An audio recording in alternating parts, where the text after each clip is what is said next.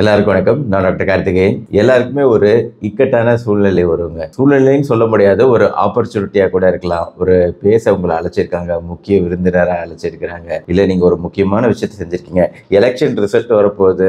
பல காலமா நிறைய செலவு பண்ணிருக்கிறீங்க. இப்ப எலெக்ஷன் ரிசல்ட்டுக்காக வெயிட் பண்ணிக்கிட்டு இருக்கீங்க. இந்த மாதிரி சூழ்நிலைகள்ல உங்களோட மனநிலை அந்த ரிசல்ட்டுக்காக வெயிட் பண்ணும்போது எப்படி இருக்கு அப்படின்னு பாத்தீங்கன்னா, வயிற்றுக்குள்ள பட்டாம்பூச்சி அடிக்குது சார் அப்படின்னு வயத்துல சொல்லுவாங்கல்ல, அந்த வயிற்றுக்குள்ள பட்டாம்பூச்சி அப்படிங்கிறது ஒரு நிமிஷம் யோசிச்சு பாருங்க.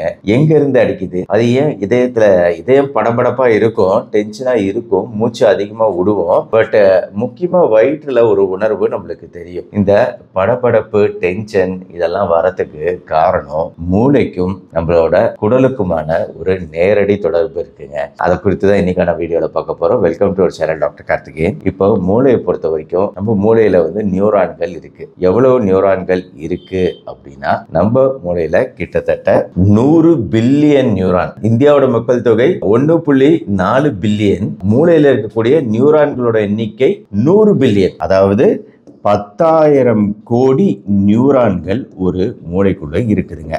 இந்தியாவோட மக்கள் தொகை 1.41 கோடி அப்படின்னா இப்போ உங்களால கம்பேர் பண்ணி பார்க்க முடியும் எவ்வளவு நியூரான்கள் உள்ள இருக்குன்னு. இங்க இருக்கக்கூடிய சில நியூரான்கள் நம்ம குடல்லையும் இருக்கு அப்படிங்கிறது உங்களுக்கு ஆச்சரியம் தரக்கூடிய ஒரு விஷயமா இருக்கும். ஆனா மூளையில இருக்கிற அளவுக்கு அவ்வளவு அதிகம் இல்லைனாலும் நம்ம குடல் பகுதியிலுமே கிட்டத்தட்ட 500 மில்லியன், அதாவது கிட்டத்தட்ட 50 கோடி நியூரான்கள் குடல் பகுதியில இருக்கு. இந்த இரண்டுக்கு இடையில இருக்கக்கூடிய ஒரு முக்கியமான தொடர்பு என்னன்னா வேகஸ் நர்வ் அப்படின்னு சொல்லிட்டு ஏற்கனவே அதை குறித்து வீடியோ சொல்லியிருக்கேன். இந்த முக்கியமான தொடர்பு இரண்டுக்கும் இருக்கு. ஸோ இந்த நரம்பு சார்ந்த தொடர்பு இருக்கிறதுனாலயே நம்ம டென்ஷனா இருக்கும்போது, ஸ்ட்ரெஸ்ஸா இருக்கும்போது நம்ம மூளையில இருந்து வரக்கூடிய சிக்னல்கள் உடலுக்குள்ள இருக்கக்கூடிய உறுப்புகளை பாதிக்குது அப்படிங்கிறதுக்கு இதோட ஒரு சிறந்த உதாரணம் இருக்க முடியாது. உடல் பகுதியில ஏற்படக்கூடிய மாற்றங்கள், டென்ஷன் உங்களாலேயே உணர முடியற அளவுக்கு இருக்கு.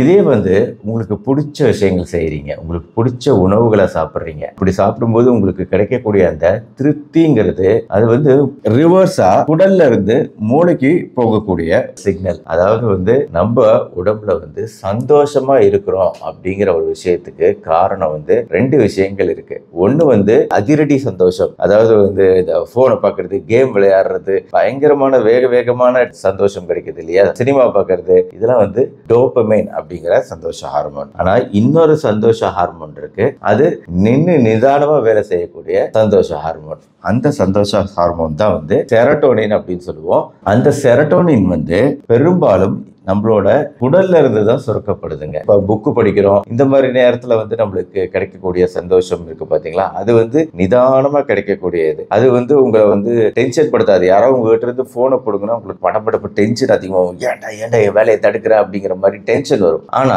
ஒரு புக்கு படிக்கும் போது ஒருத்தரை இன்டர்ஃபியர் பண்ணோம்னா அந்த அளவு டென்ஷன் வராது. நிதானமா அதை எதிர்கொள்றக்கூடிய திறன் இருக்கும். அந்த புக்கை படிக்கிறவங்க கூட ஏன்பா இப்படி டிஸ்டர்ப் பண்றாங்க, புக்கை படிக்க விடப்பா அப்படின்னு டென்ஷன் ஆகாம சொல்லுவாங்க.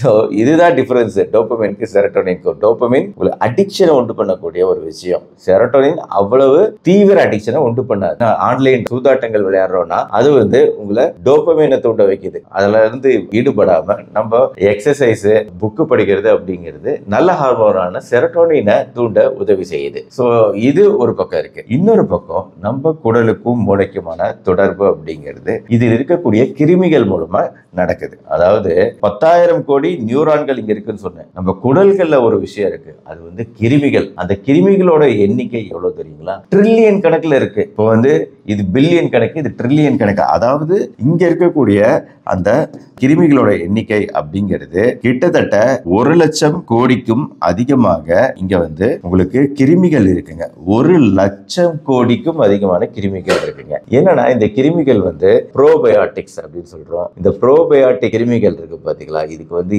நிறைய நன்மைகள் இருக்கிறதா சொல்லப்படுதுங்க.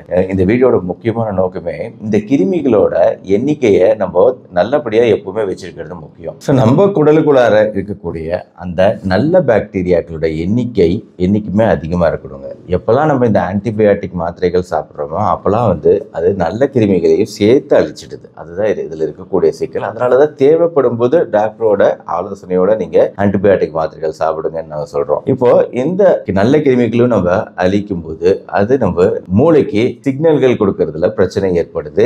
நம்மளுக்கு நல்ல ஹார்மோனான செரட்டோனின் ஹார்மோன் உற்பத்தி பாதிக்கப்படுது. இது எல்லாத்துக்கும் மேல இதுல இருக்கக்கூடிய நல்ல கிருமிகள் அழியும் போது ஒரு பேரியர், அதாவது நம்ம குடல்ல இருந்து உறிஞ்சப்படக்கூடிய அந்த சத்துக்கள் இருக்கு பாத்தீங்களா, அந்த சத்துக்கள் உறிஞ்சப்படுவது நல்ல சத்துக்கள் உறிஞ்சப்படும், தேவையில்லாத சத்துக்கள் வெளியேற்றப்படும். ஆனா இன்ஃப்ளமேட்டரி உடல் அலர்ச்சியை உண்டாக்கக்கூடிய சத்துக்கள் அப்படிங்கிறது நம்ம குடல் லீக் ஆக ஆரம்பிக்குது. அதனால அந்த அலர்ச்சி ஏற்படக்கூடிய விஷயங்கள் நம்ம ரத்தம் வழியா உடம்புக்குள்ள போகுது. அதாவது நான் என்ன சொல்ல வரேன்னா, பெரும்பாலான சர்க்கரை நோய்கள், ரத்த அழுத்தம் அதிகமாகிறது, மன அழுத்தம் அதிகமாகிறது, சொரியாசிஸ் போன்ற தோல் அலர்ச்சி உண்டாகுதல், தோல் வீக்கம் உண்டாகுதல் போன்ற உடல்ல ஏற்படக்கூடிய பெரிய பெரிய பிரச்சனைகளுக்கு அலர்ச்சி தாங்க காரணம். இன்ஃப்ளமேஷன். அந்த இன்ஃப்ளமேஷனுக்கு காரணம் இந்த லீக்கி கட் அப்படின்னு சொல்றாங்க. இந்த குடல்ல இருந்து லீக் ஆகக்கூடிய, பொதுவா அது லீக் ஆகாது, வெளியேறாது. ஆனா இப்படி ஒரு சூழ்நிலை வரும்போது நல்ல கிருமிகள் அந்த கேட்டு போட்டிருக்கோம், அந்த கேட்டை நம்ம திறந்து விடும்போது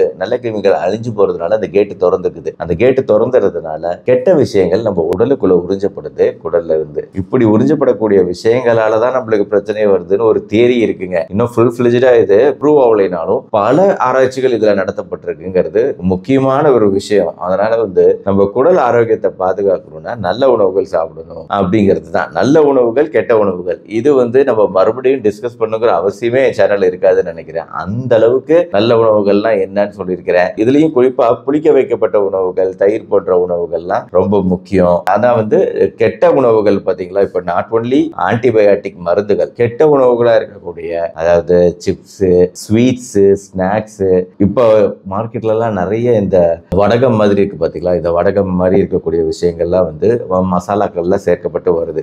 இதெல்லாம் சாப்பிட்ட உடனே குழந்தைகள்லாம் இரும்ப ஆரம்பிச்சிடுறாங்க. நம்மளுக்கே இருமல் வருது, டைஜஷன் ஆகாத மாதிரி இருக்கு, வயிறு ஒரு மாதிரி ஒத்துக்காத மாதிரி உப்புசமா இருக்க மாதிரி இருக்கு. இதுக்கெல்லாம் காரணம் என்னன்னு பார்த்தீங்கன்னா, அதில் சேர்க்கப்படக்கூடிய விஷயங்கள். பொதுவாகவே இந்த சிப்ஸ், பேக்கரி ஐட்டம்ல அந்த மோனோசோடியம் குளூட்டமேட்டு போன்ற உப்புக்கள், உடலுக்கு தேவையில்லாத எண்ணெய்கள், ரீஃபைண்டு, சேச்சுரேட்டட் எண்ணெய்கள், இதெல்லாம் சேர்க்கப்படுவதனால இதெல்லாம் நம்ம குடலுக்குள்ள தான் போய் ஜீரணமாகணும். குடலுக்கு ஆரம்பத்திலே எதிர்ப்பை காட்டும். நம்ம ஜீரணமாகாம அது ஒரு எதிர்த்துக்கிட்டு வர்றது, நெஞ்சு எதிர்கழிப்பு இருக்கிறது, இருமல் இருக்கிறதுன்னு வரும். போக போக அது ஜீரணமாகி கீழே போனாலுமே அது கெட்ட பாக்டீரியாக்களோட எண்ணிக்கையை அதிகப்படுத்தி நல்ல பாக்டீரியாக்களோட எண்ணிக்கையை குறைக்குது. இனிப்பும், சர்க்கரையும், எண்ணெயும், இதெல்லாம் நம்ம குடலை நல்லபடியா வச்சுக்காம இருக்கிறதுனால நம்மளுக்கு பல நோய்கள் வரக்கூடிய சாத்தியக்கூறுகள் அதிகரிக்குது. இதே நல்ல விஷயங்கள் சாப்பிட்றோம், நல்ல உணவுகள் சாப்பிட்றோம், புளிக்க வைக்கப்பட்ட உணவுகள் சாப்பிட்றோம், இட்லி, தோசை கூட நம்ம ஃபெர்மெண்டட் மாவுல இருந்து தான் செய்யறோம். காய்கறிகள்ல நார்ச்சத்துக்களோட சேர்ந்த தாதுக்களும் வைட்டமின்களும் நம்ம குடலுக்கு நன்மை செய்யக்கூடியதா தான் இருக்கு. ஈவன்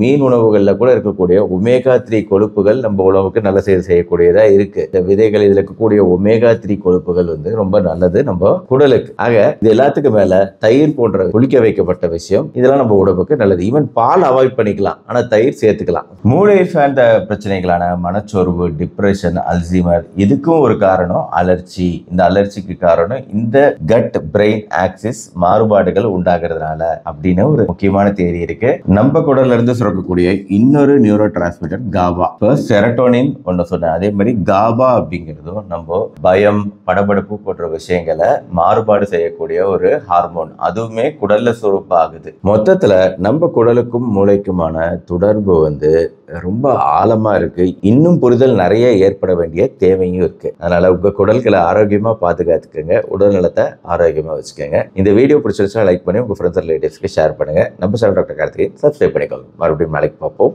நன்றி, வணக்கம்.